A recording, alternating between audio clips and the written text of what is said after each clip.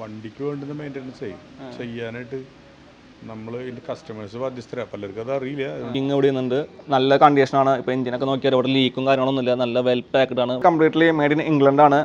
Actually import ചെയ്തിട്ടുള്ള വണ്ടിയാണ്. Sunbeam എന്നാണ് കണ്ടിയുടെ പേര്. അതുപോലെ തന്നെ നമ്മുടെ റോഡ് മാസ്റ്റർ ഇവിടെ പണിതുകൊണ്ടിരിക്കുന്നുണ്ട്. കൂടുതലും 2 സ്ട്രോക്കും 4 സ്ട്രോക്കൊക്കെ തന്നെയാണ്. ടയർ ഓടിക്കുന്നുണ്ട്, കണ്ടോ ചോപ്പേഴ്സ് ബൈക്കിൻ്റെ പോലത്തെ ഒരു ടയർ ഓടിക്കുന്നുണ്ട്. ഹായ് ഫ്രണ്ട്സ്, എല്ലാവർക്കും മോട്ടോഗീക്കിൻ്റെ പുതിയ വീഡിയോയിലേക്ക് സ്വാഗതം. അപ്പോൾ നമ്മുടെ ഇന്നത്തെ വീഡിയോ എന്ന് പറഞ്ഞു കഴിഞ്ഞാൽ എൻ്റെ കയ്യിൽ ഒരു 2008 2009 മോഡൽ ഒരു FCS ഉണ്ട്. അപ്പോൾ ആ ഒരു വണ്ടിയിൽ ചെറിയ ചെറിയ കംപ്ലൈൻറ്റുകളൊക്കെ കാണിച്ചു തുടങ്ങിയിട്ടുണ്ട്. ഏകദേശം ഒരു 1.5 ലക്ഷം കിലോമീറ്റർ വണ്ടി ഓടിയിട്ടുണ്ട്. അപ്പോൾ അതിൻ്റേതായ രീതിയിലുള്ള ഈ പറഞ്ഞ ഒരു കുറച്ച് പുക വരിക, അതുപോലെ തന്നെ വണ്ടി ഓടിക്കുമ്പോൾ ചെറിയൊരു സ്മൂത്ത് കുറവ്, അങ്ങനെ കുറച്ച് കാര്യങ്ങളൊക്കെ വന്നു തുടങ്ങിയിട്ടുണ്ട്. അപ്പോൾ ആ ഒരു വണ്ടി ഞാൻ പണിക്ക് കയറ്റിയിട്ടുണ്ടായിരുന്നു. അത് എഞ്ചിൻ്റെ ഭാഗമായിട്ട് കുറച്ച് പണികളും അതുപോലെ തന്നെ വണ്ടിയുടെ മൊത്തത്തിലുള്ള ഒരു റിഫൈൻമെൻറ്റും കാര്യങ്ങളൊക്കെ ചെക്ക് ചെയ്യാനായിട്ടുള്ളൊരു പണി കയറ്റിയിട്ടുണ്ടായിരുന്നു. അപ്പോൾ അത് കയറ്റിയിട്ടുള്ള നമ്മുടെ Thrissur one of the best engine ട്യൂണിങ്ങും കാര്യങ്ങളൊക്കെ ചെയ്യുന്ന നമ്മുടെ ഔട്ട്റൈഡേഴ്സ് എന്ന് പറയുന്ന ഒരു വർക്ക്ഷോപ്പിലാണ്. അത് പഴയകാല ആൾക്കാരാണ്. അപ്പോൾ അവരുടെ വർക്ക്ഷോപ്പിൻ്റെ കുറച്ച് കാര്യങ്ങളും അതുപോലെ തന്നെ നമ്മുടെ വണ്ടിയിൽ എന്തൊക്കെ പണികൾ നമ്മൾ ചെയ്തു, എത്ര രൂപയായി, അങ്ങനെയുള്ള കുറച്ച് കാര്യങ്ങളൊക്കെയാണ് നമ്മളൊന്ന് പറയാൻ പോകുന്നത്. അപ്പോൾ നമുക്ക് ഇനി ഒട്ടും സമയം കളയാതെ നമ്മുടെ വീഡിയോയിലേക്ക് കിടക്കാം.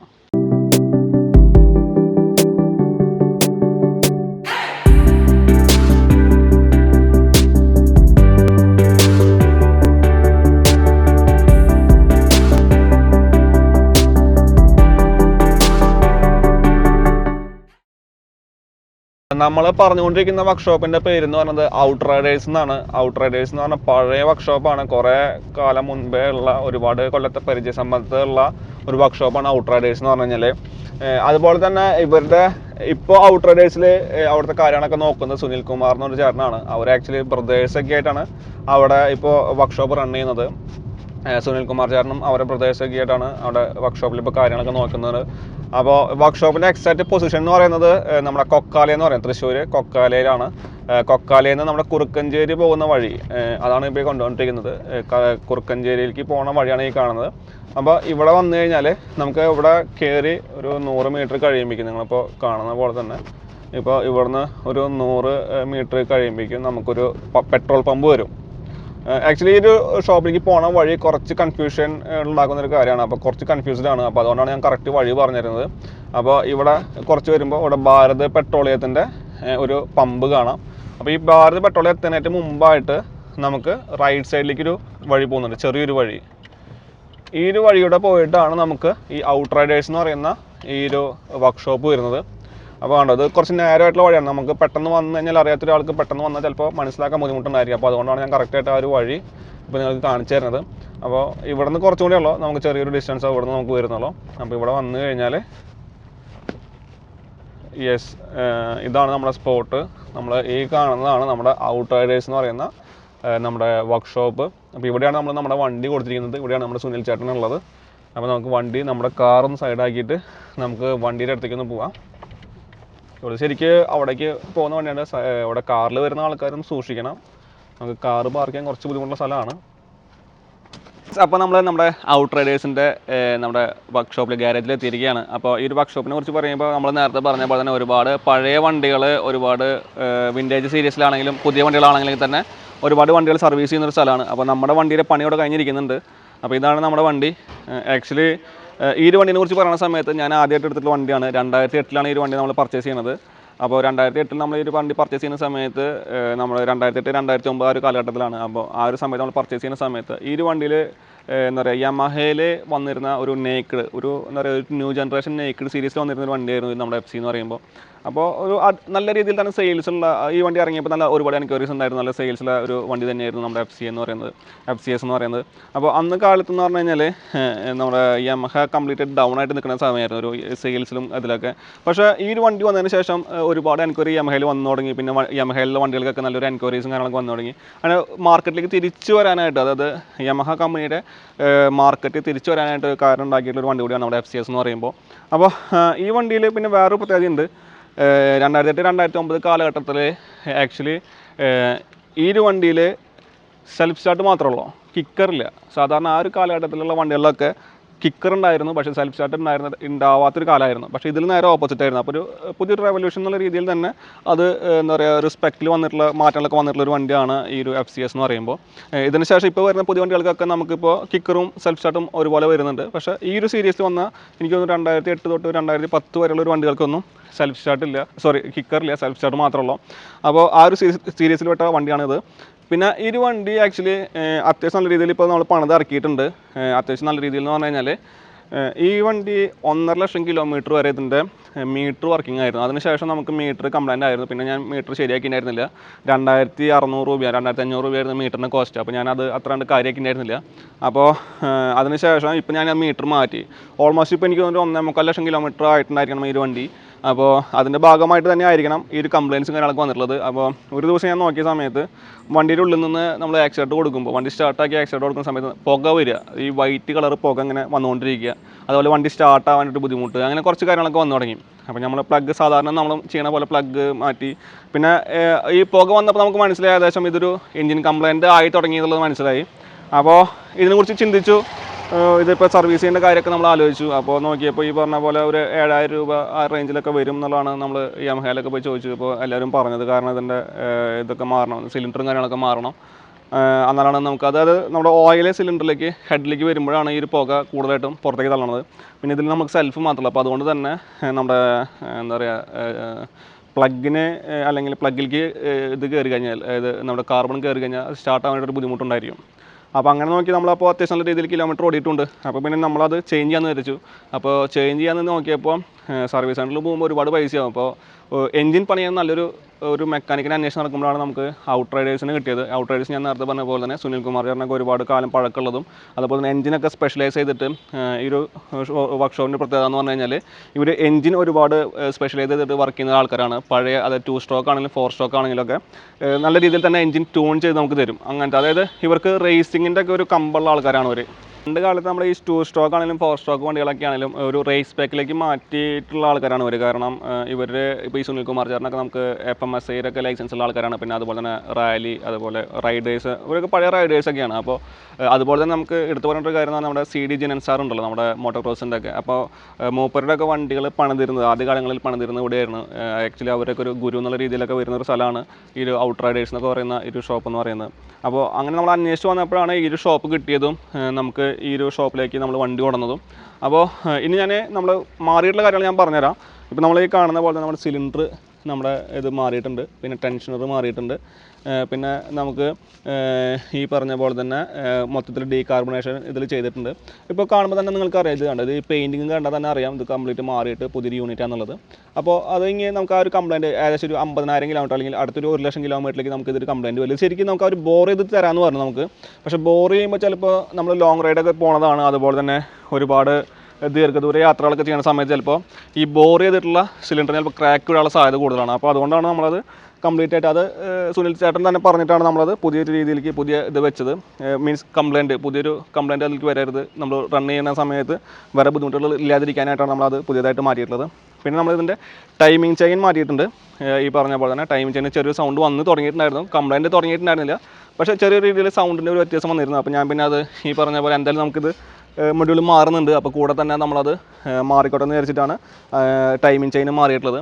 അതാണ് നമ്മൾ മെയിനായിട്ട് ഇതിൽ മേജറായിട്ട് നമ്മൾ മാറിയിട്ടുള്ളത്.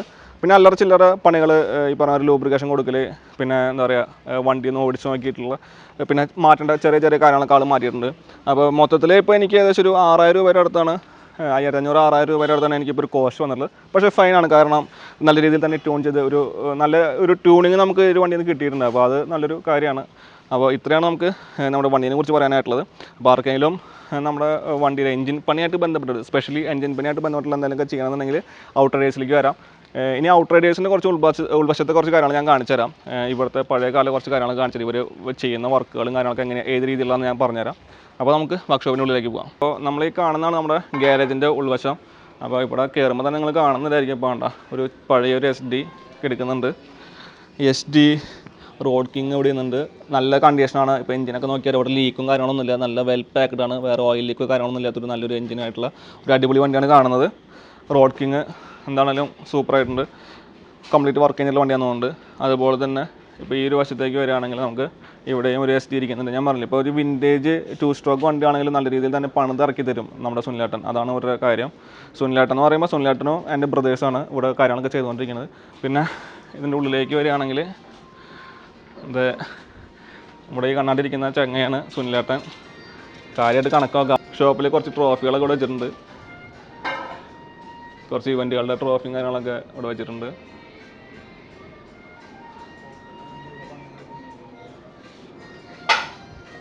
ഇതൊക്കെ സുനിലേട്ടൻ്റെ പ്രദേശമാണോ അവരൊക്കെ? അപ്പോൾ ഇവിടെ ഇതാണ് മെയിൻ വർക്ക്ഷോപ്പ്. ഇതിൽ വേറൊരു വെറൈറ്റി വണ്ടിയുണ്ട്. ഈ വണ്ടി ആക്ച്വലി കംപ്ലീറ്റ്ലി മെയ്ഡ് ഇൻ ഇംഗ്ലണ്ടാണ്. ആക്ച്വലി ഇമ്പോർട്ട് ചെയ്തിട്ടുള്ള വണ്ടിയാണ്. സൺബീം എന്നാണ് കണ്ടിട്ട് പേര്. കംപ്ലീറ്റ്ലി നമ്മളിപ്പോൾ കാണുന്ന ജനറേഷൻ വണ്ടികളുടെ പോലെയല്ല, കംപ്ലീറ്റ്ലി നല്ല ഡിഫറെൻ്റ് ആയിട്ടൊരു വണ്ടിയാണ്. അപ്പോൾ ഇത് ഇവരിവിടെ പണിയുന്നുണ്ട്. നമ്മളിപ്പോൾ കണ്ടു കഴിഞ്ഞാൽ അറിയാം. ഇപ്പോൾ ഇതിൻ്റെ എഞ്ചിനും കാര്യങ്ങളൊക്കെ കണ്ടാൽ തന്നെ അറിയാം, ഒരു കാറിൻ്റെ ടൈപ്പ് എഞ്ചിനാണ് വന്നിരിക്കുന്നത്. ഇതിൽ നമ്മുടെ ചെയിൻ ഡ്രൈവ് ഒന്നുമില്ല. ആക്ച്വലി അത് ആ ഒരു കാറിൻ്റെ ഇത് വന്നിട്ടുള്ള പോലെ തന്നെ നമുക്ക് ഹബ്ബ് ഡ്രൈവ് പോലത്തെ ഒരു സെറ്റപ്പാണ് ഇതിൽ വന്നിട്ടുള്ളത്. അപ്പോൾ നിങ്ങൾ കാണുമ്പോൾ അറിയാം, എത്രത്തോളം മനസ്സിലാവണമെന്ന് അറിയില്ല. കുറച്ച് നല്ല വ്യത്യാസത്തിലുള്ള ഒരു വണ്ടി തന്നെയാണ്. എന്നാലും ഈ ഒരു വണ്ടിയുടെ വീഡിയോ നമുക്ക് കംപ്ലീറ്റ് വർക്ക് കഴിഞ്ഞിട്ട് എന്തായാലും സമയം എടുക്കും തോന്നുന്നു. എന്നാലും വർക്ക് കഴിഞ്ഞിട്ട് നമുക്ക് എടുക്കാൻ പറ്റുകയാണെങ്കിൽ എടുക്കാം. ഒരുപാട് വ്യത്യാസങ്ങൾ എന്താ പറയുക, ഒരു കണ്ടിരിക്കേണ്ട ഒരു വണ്ടി തന്നെയാണ് കേട്ടോ. ഒരു വെറൈറ്റി മോഡലാണ്, കംപ്ലീറ്റ് സാധനം ഡിസൈനൊക്കെ വന്നിട്ടുള്ളതാണ്. Non pollution സർട്ടിഫിക്കറ്റൊക്കെയാണത്. എന്നാണെങ്കിലും കുഴപ്പമില്ല, നല്ല അടിപൊളി ഒരു വണ്ടി. ഇത് ഒന്ന് പണിത് കഴിഞ്ഞാൽ റോഡിലേക്ക് ഇറങ്ങിയാൽ എല്ലാവരും ഒന്ന് നോക്കും. അതിനുള്ളൊരു വകുപ്പ് ഇതിൽ കാണുന്നുണ്ട്. നല്ല വലിയ ഹെഡ്ലൈറ്റ്, നല്ല വലിയ മൺകാട്, ടയേഴ്സ്, ഒരു ഹെവി വണ്ടി തന്നെയാണ്. അതുപോലെ തന്നെ നമ്മുടെ റോഡ് മാസ്റ്റർ ഇവിടെ പണിതുകൊണ്ടിരിക്കുന്നുണ്ട്. കൂടുതലും 2 സ്ട്രോക്കും 4 സ്ട്രോക്കൊക്കെ തന്നെയാണ് ഇതിൽ ഇവിടെ വർക്ക്ഷോപ്പിൽ ചെയ്തുകൊണ്ടിരിക്കുന്നത്. പിന്നെ ഒരു വെറൈറ്റി ടയർ ഇരിക്കുന്നുണ്ട്. കണ്ട ചോപ്പേഴ്സ് ബൈക്കിൻ്റെ പോലത്തെ ഒരു ടയർ ഇവിടെ ഇരിക്കുന്നുണ്ട്. ഇതൊന്നും ഇപ്പോഴത്തെ വണ്ടികളൊന്നും കൊണ്ടിട്ടില്ല. ഇതിപ്പോൾ ഏതൊരു വണ്ടി പണിതപ്പോൾ ഒരു വെച്ചിട്ടില്ലാന്ന് തോന്നുന്നു. അപ്പോൾ ഇതൊക്കെയാണ് ഒരു വർക്ക്ഷോപ്പിൻ്റെ വിശേഷങ്ങൾ. ഇവിടെ വേറെ കാര്യം എന്ന് പറഞ്ഞാൽ ഇപ്പോൾ ഇവർക്ക് മറ്റേ ലൈറ്റും ചെറിയ രീതിയിൽ വെൽഡിങ് വർക്ക്ഷോപ്പും കാര്യങ്ങളൊക്കെ തന്നെ ഇവിടെ ഉണ്ട്. അപ്പോൾ ഈ പറഞ്ഞാൽ ചെറിയ പരിപാടികളൊക്കെ ആണെങ്കിൽ ഇവർ ഇവിടെ തന്നെ എല്ലാം സെറ്റ് ചെയ്ത് തരും. പുറത്തേക്കൊന്നും പോകേണ്ട കാര്യമില്ല. അപ്പോൾ ഇവർ തന്നെ പണിയുന്നതുകൊണ്ട് കുറച്ചുകൂടി വൃത്തിയായിട്ട് പണി കഴിഞ്ഞ് കിട്ടും. സുനിലേട്ടൻ ഞാൻ നേരത്തെ പറഞ്ഞ പോലെ ഒരുപാട് കാലത്തെ എക്സ്പീരിയൻസ് ഉള്ള ഒരാളാണ്. സുനിലേട്ടൻ്റെ ആക്ച്വലി ഒരു വേറെ തന്നെ എപ്പിസോഡ് നമ്മൾ ചെയ്യാൻ ഉദ്ദേശിച്ചിട്ടുണ്ട്. അപ്പോൾ സുനിലേട്ടൻ സമയമുള്ളപ്പോൾ പറയാമെന്നാണ് പറഞ്ഞിട്ടുള്ളത്. സുനിലേട്ട, അപ്പോൾ നമ്മുടെ എഫ്സിനെ കുറിച്ചിട്ട് എന്താ പറയുക? നമ്മളെ പണിതിട്ട് വണ്ടി അതിനുണ്ട് വണ്ടി കുഴപ്പമില്ല, നന്നായിട്ടുണ്ട്. വേറെ കംപ്ലൈൻറ്റുകളും നമ്മുടെ സ്പെഷ്യൽ ട്യൂണിങ് ചെയ്തിട്ടില്ലേ? എല്ലാം ചെയ്തിട്ടുണ്ട്. സുനിലേട്ട ഇവിടെ ഇപ്പോൾ നമുക്ക് ഏതൊക്കെ വണ്ടികളിപ്പോൾ സാധാരണ ചെയ്യണേ? എല്ലാ വണ്ടിയും ചെയ്യുന്നുണ്ട്. എല്ലാ വണ്ടിയും ചെയ്യുന്നുണ്ട്. ഹൈ എൻഡ് ആണെങ്കിലും ന്യൂ ജനറേഷൻ എല്ലാം ഉണ്ട്. പൊതുവേ എന്ന് പറയുന്നത് സാധാരണ നമ്മുടെ പഴയ വിൻറ്റേജ് തൊട്ട് ഇപ്പോൾ ഏറ്റവും ലേറ്റസ്റ്റ് ഹാർഡ് ഡേഴ്സിനാണെങ്കിലും അല്ലേ നമ്മൾ പണിത് കൊടുക്കില്ലേ? എല്ലാ വണ്ടിയും ചെയ്യുന്നുണ്ട്. നമ്മൾ ഈ വണ്ടിയിൽ ഇപ്പോൾ പാരമ്പര്യമായിട്ട് നമ്മൾ ഈ രംഗത്ത് പ്രവർത്തിക്കുന്ന ആൾക്കാരാണല്ലോ. ഇപ്പോൾ ഈ വണ്ടി ഇപ്പോൾ 12 കൊല്ലം നമ്മുടെ കയ്യിൽ, 2008 2009 മോഡൽ വണ്ടി. അത് കണ്ടിട്ട് എങ്ങനെയുണ്ട് വണ്ടിയുടെ കണ്ടീഷൻ? യമഹയുടെ ഒരു ക്വാളിറ്റി? വണ്ടി കുഴപ്പമൊന്നുമില്ല. അത് അതിൻ്റെ സമയത്ത് വണ്ടിക്ക് വേണ്ടുന്ന മെയിൻ്റനൻസ് ചെയ്യാനായിട്ട് നമ്മൾ ഇതിൻ്റെ കസ്റ്റമേഴ്സ് ബാധ്യസ്ഥരാണ്. പലർക്കും അത് അറിയില്ല, അതുകൊണ്ട് ചെയ്യില്ല. പെട്രോൾ അടിക്കുമ്പോൾ അത് ഓടുണ്ട്, അന്നേക്ക് അത് ഓടിക്കുക, അവസാനിക്കുമ്പോൾ വലിയൊരു കാശിന് പണിയെടുക്കുന്ന സ്ഥിതി വരും.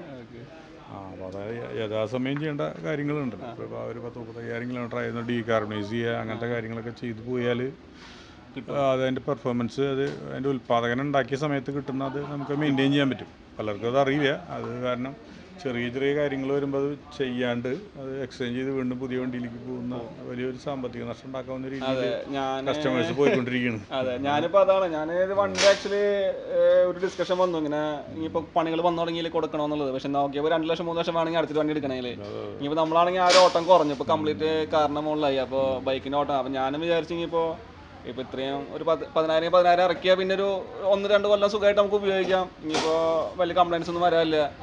തീർച്ചയായിട്ടും അത് തന്നെയാണ് നല്ലത്. അപ്പോൾ ആ ഒരു തിരിച്ചറിവുണ്ടെങ്കിൽ നല്ലതാണ്.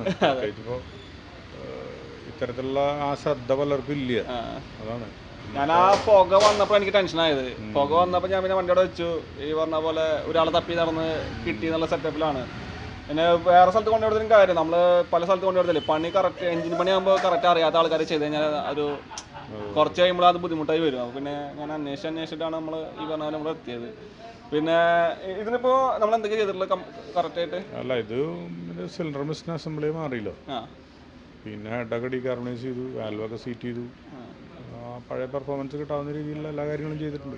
ഇനിയിപ്പോൾ നമ്മളെന്തായാലും ശ്രദ്ധിക്കേണ്ട എന്തെങ്കിലും ഉണ്ടല്ലോ. അപ്പോൾ അതിൻ്റെ കറക്റ്റ് ടൈമിൽ തന്നെ ഓയിൽ മാറുക, സർവീസ് വർക്ക് കറക്റ്റായിട്ട് ചെയ്യുക, അങ്ങനെയൊക്കെ ചെയ്താൽ കുറച്ചാളൊക്കെ ഓടിക്കുന്നത് നല്ലതാണ്. കാരണം പുതിയ ബോർക്കിറ്റല്ലേ, അപ്പോൾ അതിൻ്റെ കറക്റ്റ് ക്ലിയറൻസ് ഉണ്ടാവും. ഓടിച്ചാൽ നല്ലത്. കാരണം ആ ഒരു രീതിയിൽ അതിൻ്റെ ഓയിൽ ഫിലിമിൻ്റെ കോട്ടിംഗ് ഒക്കെ വരാൻ വേണ്ടിയിട്ട് നമ്മൾ കുറച്ചാൾ ക്ഷമിക്കുന്നത് നല്ലത്. അത് കൂടുതൽ ഈട് നിൽക്കും. എത്ര കിലോമീറ്റർ വേണ്ടി വരും? അല്ല, ഒരു 10,500 കിലോമീറ്റർ ഒക്കെ ക്ഷമിച്ചോടിക്കുക. ഒരു 50. പിന്നെ ഇതിൽ നമ്മളിപ്പോൾ മറ്റേ ബോറിംഗ് പരിപാടി പറഞ്ഞില്ലേ എൻ്റെ അടുത്ത് ആദ്യം വിളിച്ചപ്പോൾ അങ്ങനെ അതും ചെയ്യാം. അതിപ്പോൾ നമ്മുടെ ആൾക്കാരുടെ സാമ്പത്തിക നില അനുസരിച്ച്. പിന്നെ ബോറിങ് ഓരോ സ്ഥാപനത്തിൻ്റെ വർക്കിൻ്റെ ഫിനിഷ് അനുസരിച്ചിരിക്കും. പ്രത്യേകിച്ച് വർക്കർമാരുടെ മെഷീനൊക്കെ ഏറ്റവും ലേറ്റസ്റ്റ് മെഷീനൊക്കെ ഉണ്ടാകുമെങ്കിലും ആ ഒരു നമ്മൾ കൈയണക്കെന്നൊക്കെ പറയില്ലേ, ചെയ്യുക. പിന്നെ ഓടിക്കുന്ന ആൾക്കും ക്ഷമ ഉണ്ടാവണം. അതില്ലെങ്കിൽ അത് ചെയ്തിട്ട് കാര്യമില്ല. അതൊക്കെ സീസായി കഴിഞ്ഞാൽ ബുദ്ധിമുട്ടായില്ലേ. അതും കൂടി ഒഴിവാക്കാൻ വേണ്ടിയിട്ടാണ് നമ്മൾ പലരും ഒറിജിനലിനെ മേടിച്ചിട്ടുണ്ടാവും. ചിലവ് കൂടും, പക്ഷെ ഇപ്പോൾ ഒരുപാട് വില വ്യത്യാസം വന്നിട്ടുണ്ട്, കുറഞ്ഞിട്ടുണ്ട്. അതുകൊണ്ട് നമ്മൾ സാധാരണ ആളുകൾക്ക് ഇത് അഫോർഡബിൾ ആണ്. കുഴപ്പമില്ല. ഇത് മറ്റേ ടൈമിംഗ് ചെയിൻ ഞാനത് ശരിക്കും കംപ്ലൈന്റ് ഒരു സൗണ്ട് വന്നിരുന്നു. കംപ്ലൈന്റ് ആയിട്ട് അല്ല, ഇപ്പം ഇത്രയും കിലോമീറ്റർ ആയില്ലേ, അതുകൊണ്ട് നമ്മളത് ആവശ്യമാണെങ്കിൽ മാറ്റുക എന്നുള്ള ഒരു നിലയിലായിരുന്നു. ചെറിയൊരു സൗണ്ടൊക്കെയാണ് നമ്മൾ ചെയ്തിട്ടുള്ളത് കേട്ടോ. അപ്പോൾ വണ്ടി ഇപ്പോൾ എല്ലാം പെർഫെക്റ്റ് ആണെന്ന് പറയണത്. നല്ല അടിപൊളിയായിട്ട് ട്യൂൺ ചെയ്തിട്ടുണ്ട്. അപ്പോൾ നമ്മൾ ഓടിച്ചോ, ഇപ്പോൾ മഴ ആയതുകൊണ്ട് അധികം ഓടിക്കാനുള്ള സെറ്റപ്പ് ഇല്ല. അപ്പോൾ ഈ പറഞ്ഞ പോലെ എന്തെങ്കിലും കൊണ്ടുപോയിട്ട് നോക്കാം, കുഴപ്പമൊന്നും അറിയാതിരിക്കണം. പിന്നെ ഈ പറഞ്ഞ എന്തെങ്കിലും ഏതെങ്കിലും വണ്ടികൾ നിങ്ങൾക്ക് എഞ്ചിൻ വൈസായിട്ട് പ്രത്യേകിച്ച് എന്തെങ്കിലും ചെയ്യുകയാണെന്നുണ്ടെങ്കിൽ ഏത് വണ്ടിയാണല്ലോ, ഇപ്പോൾ പഴയ വിൻറ്റേജ് ആണല്ലോ, ഇപ്പോൾ 2 സ്റ്റോക്കിൽ തൊട്ട് ഇപ്പോൾ ഏറ്റവും ലേറ്റസ്റ്റ് വരുന്നത് ഏത് ടെക്നോളജിയിലെ വണ്ടിയാണെങ്കിലും സുനിലേട്ടൻ ഇവിടെ കാര്യങ്ങളൊക്കെ ചെയ്തിട്ടുണ്ട്. പാർക്കിൽ എന്തെങ്കിലും അത്യാവശ്യം ഉണ്ടെങ്കിൽ ഇവിടെ വന്ന് നോക്കാം, ഇവരുടെ അടുത്ത് ഫോം വിളിക്കുക, അന്വേഷിക്കുക. ഒരു വർക്ക്ഷോപ്പിൻ്റെ ഇത് കണ്ടിട്ട് നിങ്ങൾ ഇതാക്കണ്ട. നമ്മൾ ഈ പറഞ്ഞാൽ ചെറിയ അമ്പലവും വലിയ പ്രതിഷ്ഠാനത്തെ അവസ്ഥയാണ് ഇവിടുത്തെ അവസ്ഥ. അപ്പോൾ നിങ്ങൾ വരിക, എന്തായാലും ചെക്ക് ചെയ്ത് നോക്കുക, കാര്യങ്ങളൊക്കെ ഒന്ന് നോക്കിയിട്ട് അന്വേഷിച്ചിട്ടൊക്കെ നിങ്ങൾ കാര്യങ്ങൾ ചെയ്യാം. അപ്പോൾ ഇത്രയൊക്കെയുള്ളൂ. അപ്പോൾ എന്തായാലും സുനിലേട്ടൻ്റെ ഒരു വീഡിയോ, സ്പെഷ്യൽ വീഡിയോ നമ്മൾ വേറെ ചെയ്യുന്നുണ്ട്. ആൾ കാണുന്ന പോലെ ഒന്നല്ല, ആൾ വർത്തമാനം പറയുമ്പോൾ ചെറുതായിട്ട് വർത്തമാനം പറയണമെങ്കിലും പഴയ പുലികളാണ് ഇവരൊക്കെ. തൃശ്ശൂരിൻ്റെ പഴയ പുലികളാണ്, പഴയ ചരിത്രക്കാരാണ് ആൾക്കാരാണ്, വണ്ടികളുടെ കേട്ടോ. അപ്പോൾ എന്നാലും പുതിയൊരു സെപ്പറേറ്റ് ഒരു വീഡിയോ നമ്മളെന്തായാലും ചെയ്യുന്നതായിരിക്കും. ഈ ഒരു വണ്ടി ആക്ച്വലി പണി വന്ന് തുടങ്ങിയപ്പോൾ ഞാൻ വിചാരിച്ചു വണ്ടി മാറ്റാമെന്നാണ്. പക്ഷെ നമുക്ക് നോക്കിയപ്പോൾ ഇത്ര നല്ലൊരു വണ്ടി, ആക്ച്വലി ഇതിൻ്റെ ഗിയറൊക്കെ ഭയങ്കര സ്മൂത്താണ്, നമുക്ക് ഓടിക്കാൻ ഭയങ്കര കംഫർട്ടാണ്. അപ്പോൾ ഇത്ര നല്ലൊരു വണ്ടി മാറി പുതിയൊരു വണ്ടി എടുക്കുമ്പോൾ നമുക്ക് ഏകദേശം 2 ലക്ഷം 3 ലക്ഷം രൂപ വരെ അടുത്ത് വരികയും അടുത്തൊരു നല്ലൊരു വണ്ടിയിൽ നമ്മൾ പോകുമ്പോൾ, അപ്പോൾ എന്തിനാണ് അത്രയും പൈസ ഇൻവെസ്റ്റ് ചെയ്യണമെന്ന് നോക്കിയിട്ടാണ് പിന്നെ ഈ ഒരു വണ്ടി നമുക്ക് പണിയാം എന്നുള്ള ഒരു ഇതിൽ വന്നത്. കാരണം ഈ വണ്ടിക്ക് വേറെ കംപ്ലയിൻസ് ഒന്നുമില്ല, നമ്മൾ കറക്റ്റ് പ്രോപ്പറായിട്ട് മെയിൻ്റെനൻസ് ചെയ്യുന്നൊരു വണ്ടിയാണ്. അപ്പോൾ അതുകൊണ്ട് തന്നെ വേറെ കംപ്ലയിൻസും കാര്യങ്ങളൊന്നും ഇല്ല. അപ്പോൾ അതുകൊണ്ടാണ് നമ്മളിപ്പോൾ ഈ ഒരു രീതിയിൽ ചെയ്തത്. കാരണം ഇപ്പോൾ ഒരു 5000 രൂപ അല്ലെങ്കിൽ 10000 രൂപ ഞാൻ ചിലവാക്കി കഴിഞ്ഞാൽ എനിക്ക് ഇനി അടുത്തൊരു 50000 അല്ലെങ്കിൽ 1 ലക്ഷം കിലോമീറ്റർ സ്മൂത്തായിട്ട് വണ്ടി ഉപയോഗിക്കാം. അതായത് അടുത്തൊരു 1-2 കൊല്ലം എനിക്ക് സുഖമായിട്ട് ഉപയോഗിക്കാം. നമ്മൾ അത്യാവശ്യം നല്ല ലോങ് റൈഡോ കാര്യങ്ങളൊക്കെ വേണമെങ്കിൽ പോകാം. ഈ ഒരു വണ്ടിയിൽ ഞാൻ ടോപ്പ് സ്പീഡ് എന്ന് പറയുമ്പോൾ ഒരു 105-110 കിലോമീറ്ററാണ് ടോപ്പ് സ്പീഡ് എന്ന് പറയുന്നത്. നമുക്ക് ഓബിയസ്ലി ഓക്കെ ഇപ്പോഴത്തെ വണ്ടികൾ വെച്ച് കമ്പയർ ചെയ്യുമ്പോൾ കുറച്ച് കുറവായിരിക്കും, പക്ഷേ എന്നാലും നമുക്ക് ഒരു 80 കിലോമീറ്റർ സ്പീഡിലൊക്കെ വളരെ സ്മൂത്തായിട്ട്, ഒരു 80-90 കിലോമീറ്ററിലൊക്കെ വളരെ സ്മൂത്തായിട്ട് ഒരു മിഡ് റേഞ്ചിലൊക്കെ പോകുകയാണെങ്കിൽ നല്ല സ്മൂത്തും നല്ല എന്താ പറയുക അത്രയും ആസ്വദിച്ച് പോകാൻ പറ്റിയൊരു വണ്ടിയാണിത്. അപ്പോൾ അതുകൊണ്ടാണ് ഞാൻ പിന്നെ ഈ വണ്ടി മാറ്റാത്തതും. പിന്നെ ഈ പറഞ്ഞ പോലെ ഫസ്റ്റ് വണ്ടി എന്നുള്ളൊരു ചെറിയൊരു നൊസ്റ്റാൾജിയ ഉണ്ട്. അപ്പോൾ അങ്ങനെ ഒരു കുറച്ച് കാര്യങ്ങളൊക്കെ ഉള്ളതുകൊണ്ടാണ് ഈ വണ്ടി മാറ്റാത്തത്. എന്താണെങ്കിലും ഇപ്പോൾ എന്തായാലും ഇതൊക്കെ മാറിയിട്ടുണ്ട്. ഇനി നമുക്ക് ഒരു നല്ലൊരു പെർഫോമൻസ് കിട്ടും. നമുക്ക് എന്തായാലും കുറച്ച് റൈഡൊക്കെ ഈ വണ്ടിയുടെ മുകളിൽ പോകാം.